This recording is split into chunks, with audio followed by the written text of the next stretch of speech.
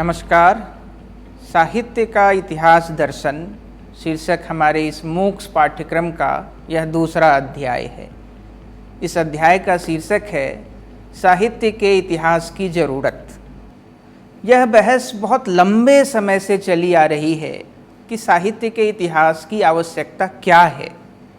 प्रायः यह तर्क दिया जाता है कि साहित्य तो भले ही वह कितना भी पुराना क्यों न हो, हमारे सामने पुस्तक के रूप में निरंतर मौजूद है, इसलिए वह वर्तमान है, और जो वर्तमान है उसका इतिहास कैसा। ऐसा कहने वाले यह भूल जाते हैं कि समाज को ठीक से जानने के लिए समाज के इतिहास में निर्माण, परिवर्तन और विकास की प्रक्रिया का ज्ञान होना जरूरी है, और साहित्य के पाठकों सर्जकों के लिए भी यह जानना जरूरी है कि साहित्य के इतिहास में सृजन, परिवर्तन और विकास की प्रक्रिया किस तरह चलती है। एक रचनाकार प्रायः अपने अतीत से ही प्रेरणा और प्रभाव ग्रहण करता है। कई बार वस्तु पुरानी होती है तो प्रस्तुति नई, कभी विषय वस्तु नया हो तो उसकी प्रस्तुति का ढंग पुराना, कभी वस्तु और उसकी प्रस्तुति का ढंग दोनों नया या कि पुराना हो तो हम पाते हैं कि उसकी भाषा बिल्कुल अलग है। तुलसीदास ने वाल्मीकि से राम की कथा तो ली, किंतु भाव, भाषा और संरचना के धरातल पर बड़े परिवर्तन कर डाले। निराला ने तुलसीदास से प्रेरणा लेते हुए भी रामचरितमानस के समूचे महाकाव्यात्मक विधान को राम की शक्ति पूजा शीर्षक लंबी कविता में बदल डाला। इसका अर्थ यह हुआ कि जो वर्तमान हमारे सामने है वही संपूर्ण नहीं है। भाव, भाषा और संरचना की एक लंबी परंपरा उसमें निहित रहती ही है। इस परंपरा को समझे बिना वर्तमान को ठीक से समझना मुमकिन नहीं है। साहित्य का इतिहास आवश्यक इसी कारण है क्योंकि वह हमारे सामने उपस्थित इस वर्तमान को बोधगम्य बनाता है। साहित्य के इतिहास की आवश्यकता एक दूसरे कारण से भी है। समाज के विकास की अपनी गति होती है और समय समय पर समाज की संरचना में व्यापक परिवर्तन होता रहता है। इसी प्रक्रिया में आदिम समाज पहले तो जनपदीय समाज से होते हुए सामंती समाज में बदला, फिर पूंजीवादी समाज में। समाज की संरचना में हुए इन बदलावों का बड़ा भारी प्रभाव साहित्य की संरचना पर भी पड़ा है।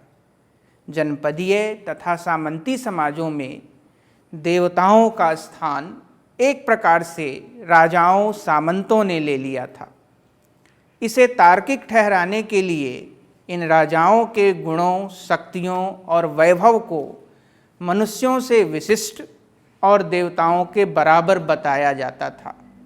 स्वाभाविक ही है कि उस दौर में अलौकिक शक्तियों तथा प्रवृत्तियों से जुड़े किस्सों और मिथकों की प्रधानता हो गई थी।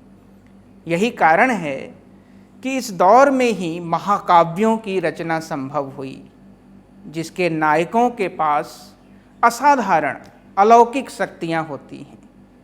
सामंती समाज के बाद पूंजीवादी समाज व्यवस्था का विकास होता है और इसके साथ ही एक बार फिर समाज में व्यापक परिवर्तन दिखाई पड़ता है। पूंजीवाद यानी एक ऐसी व्यवस्था जिसमें पूंजी किसी की और मेहनत किसी की।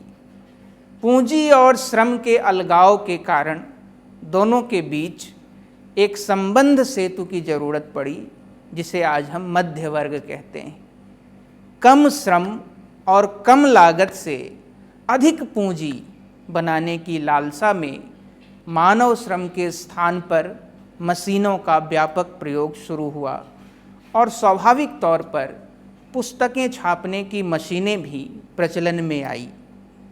छपी पुस्तकें खरीदने बेचने की वस्तु बनी और उसके बाजार का विस्तार हुआ। इन सब से उपन्यास नामक साहित्य रूप का विकास होता है। मध्य वर्ग, छापाखाना और साहित्य के विस्तृत बाजार के अभाव में उपन्यास का विकास संभव ही नहीं था।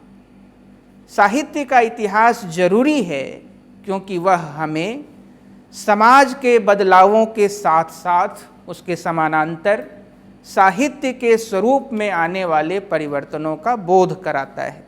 आइए इसे और समझते हैं। दरअसल जब हम विधाओं और साहित्य रूपों की बात करते हैं तो हम पाते हैं कि साहित्यिक विधाओं का संबंध गहरे स्तर पर ऐतिहासिक चेतना से होता है। महाकाव्य की जगह उपन्यास का विकास या फिर आपातकाल के दौरान नुक्कड़ नाटकों का प्रयोग या कि हर जगह के नवजागरण के दौर में निबंधों का विकास इसी बात का प्रमाण है। साहित्य रूपों के निर्माण में भी ऐतिहासिक चेतना अपना काम करती है। स्वतंत्रता आंदोलन के बीच छायावाद के दौर में न केवल विषय वस्तु के स्तर पर मुक्ति की चेतना दिखाई पड़ती है बल्कि मुक्त छंद का भी विकास होता है। साहित्य के इतिहास की आवश्यकता साहित्य की संस्कृति को समझने के लिए पड़ती है। साहित्य की संस्कृति की विभिन्न अवस्थाओं का परिचय देना भी साहित्य के इतिहास का ही एक दायित्व है। साहित्य का विकास मौखिक अवस्था से हुआ और फिर लिखित, मुद्रित आदि विभिन्न अवस्थाओं से होते हुए अब वह इंटरनेट आदि साधनों के सहयोग से अलग अलग रूपों में उपलब्ध हो रहा है। इन विभिन्न अवस्थाओं में साहित्य की न केवल व्यापकता बढ़ी है बल्कि उसके स्वरूप में भी बड़े परिवर्तन हुए हैं। मौखिक अवस्था में साहित्य के समक्ष केवल कवियों और श्रोताओं की उपस्थिति थी। बाद में लिखित साहित्य के दौर में मुद्रित सामग्री या पाठ वो भी इनके बीच उपस्थित हुई और साहित्य के तीन पक्ष हो गए, कवि, पाठ और पाठक या श्रोता। यहाँ पहुँचकर यह अनिवार्यता हो गई कि पाठ को अपने पास रखने वाले व्यक्ति को यह सुविधा भी मिली कि वह अपनी इच्छा से इस पाठ को किसी को भी पढ़ने को दे सकता है या नहीं दे सकता है। वह यह तय करने लगा कि साहित्य कौन पढ़ सकता है और कौन नहीं। स्त्रियों तथा शूद्रों को बहुत समय तक वेद पढ़ने की अनुमति नहीं थी। इसका कारण भी यही था। अगले चरण में जब छापाखाने के विस्तार के साथ मुद्रित सामग्री की प्रमुखता हुई तो अब साहित्य के समक्ष कवि या लेखक, पाठ, बाजार और पाठक ये चार पक्ष हुए। अब बाजार में बिकने को उपलब्ध मुद्रित पुस्तक को कोई भी उसकी कीमत देकर खरीद सकता था। इससे साहित्य पर किसी खास वर्ग का नियंत्रण खत्म हुआ और साहित्य तक सबकी पहुंच बनी। यद्यपि इस पूरी प्रक्रिया में कवि, लेखक अपने पाठकों से निरंतर दूर भी होता गया है, जिसका गंभीर असर साहित्य के स्वरूप पर निश्चित रूप से पड़ा है। साहित्य के इतिहास से हमें साहित्य की संस्कृति से जुड़ी इन सभी बातों की स्पष्ट समझदारी मिलती है। किसी समाज को सजीव और अग्रगामी बने रहने के लिए इतिहास के सहारे की जरूरत पड़ती है, यह निर्विवाद है। यह इस कारण कि इतिहास के ज्ञान से ही हमें समाज के विकास के विभिन्न चरणों का परिचय मिलता है। समाज के वर्तमान को और फिर भविष्य की दिशा को जानने पहचानने के लिए यह आवश्यक है कि हम उन चरणों को निकट से जानें जिनसे गुजरते हुए समाज अपनी वर्तमान स्थिति तक पहुंचा है। ठीक इसी प्रकार साहित्य के इतिहास की जानकारी के आधार पर न केवल वर्तमान साहित्य सर्जन की ठीक ठीक परख और पहचान संभव है, बल्कि साहित्य सर्जन की दिशाओं के निर्धारण के लिए भी यह उतना ही अनिवार्य है। इससे यह स्पष्ट होता है कि साहित्य का इतिहास इसलिए जरूरी है कि वह वर्तमान को बोधगम्य बनाता है और भविष्य का मार्ग खोलता है। हम कह सकते हैं कि किसी भी इतिहास का सरोकार अतीत के समाज, अतीत की भाषा और अतीत के साहित्य की व्याख्या और पुनर्रचना करने और समय के साथ समाज में आने वाले बदलावों का निर्देश करने से होता है। समाज के इतिहास की ही भांति साहित्य के इतिहास लेखन का काम साहित्य के विकास के दौरान घटित परिवर्तनों को समझना, उनकी व्याख्या करना, उन परिवर्तनों के आपसी संबंध की संगति बिठाना और नए परिवर्तनों को प्रेरित करना है। जाहिर है कि साहित्य के परिशंसन, मूल्यांकन के लिए साहित्य के इतिहास की जानकारी की जरूरत पड़ती ही है। साहित्य के इतिहास से अपरिचय की स्थिति में कृतियों, साहित्यिक परंपराओं तथा विभिन्न प्रवृत्तियों का विश्लेषण करना संभव नहीं है। कहने का अर्थ यह कि साहित्य के अभिग्रहण और मूल्यांकन की प्रक्रिया में साहित्य के इतिहास की बड़ी भूमिका है।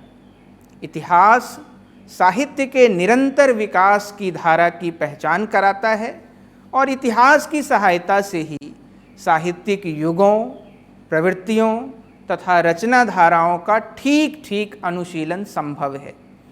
एक उदाहरण से इसे आसानी से समझा जा सकता है। ऐतिहासिक दृष्टि से हिंदी का आरंभिक साहित्य उस दौर में रचा गया जबकि भारत में अपेक्षाकृत अधिक राजनीतिक अस्थिरता थी।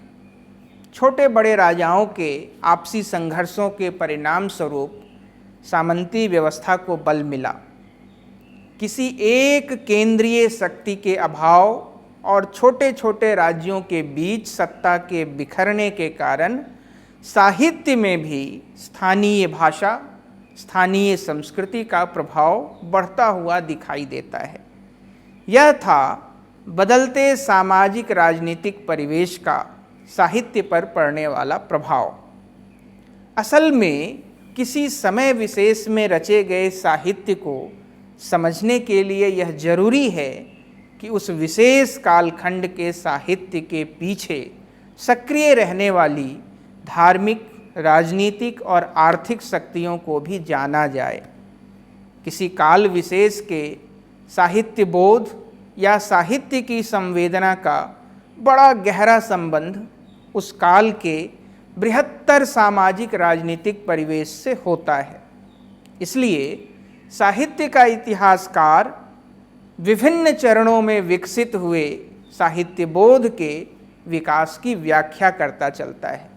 साहित्य के इतिहास की आवश्यकता का एक दूसरा बड़ा पक्ष यह भी है कि साहित्य भाषिक अभिव्यक्ति है। इसलिए साहित्य का इतिहास साहित्य में भाषा के बदलते गए रूपों की व्याख्या में भी सहायक होता है। भाषा के स्वरूप में भी काल और परिस्थितियों के अनुसार निरंतर बदलाव देखे जाते हैं। भक्ति आंदोलन और भक्ति कविता की सबसे बड़ी विशेषता मातृभाषाओं में कविता का लिखा जाना है। प्रायः सभी भक्त कवि मातृभाषा का ही कवि है। विद्यापति, कबीर, जायसी, तुलसी, सूर आदि सभी कवियों ने अपनी अभिव्यक्ति के लिए मातृभाषाओं को ही माध्यम बनाया है। मातृभाषाओं में अभिव्यक्ति के इस व्यापक चलन के कारण भक्ति आंदोलन के दौरान स्त्रियों तथा दलितों को भी अभिव्यक्ति का अवसर मिला। मातृभाषाओं में अभिव्यक्ति के इस अवसर को पाकर स्त्रियों और दलितों ने कविता में अपनी भावनाओं को व्यक्त करना प्रारंभ किया। भारतीय समाज और संस्कृति के इतिहास में यह एक बहुत ही महत्वपूर्ण चरण है। इस परिघटना को समझने के लिए केवल साहित्य ही नहीं, साहित्य बोध की आवश्यकता पड़ती है, जो साहित्य के इतिहास से ही प्राप्त होता है। युग के बदलने से न केवल भाषा का रूप बदलता है, बल्कि साहित्य की विधाओं का और साहित्य के विभिन्न रूपों का भी विकास होता चलता है। हम जानते हैं कि जैसे जैसे समाज में उत्पादन के साधन और संबंध बदलते हैं, वैसे वैसे सामाजिक ढांचे में भी बदलाव होता है। बदलते हुए सामाजिक ढांचे के अनुरूप साहित्य की प्रवृत्तियां और अभिव्यक्ति का ढंग भी बदलता जाता है। समाज और साहित्य के बीच के इस संबंध को समझने के लिए साहित्य के इतिहास से प्राप्त इतिहास विवेक की आवश्यकता होती है, और साहित्य का इतिहास ही हमें इस बात को समझने का सूत्र प्रदान करता है। निष्कर्ष के रूप में कहा जा सकता है कि वर्तमान को समझने के लिए इतिहास दृष्टि आवश्यक है।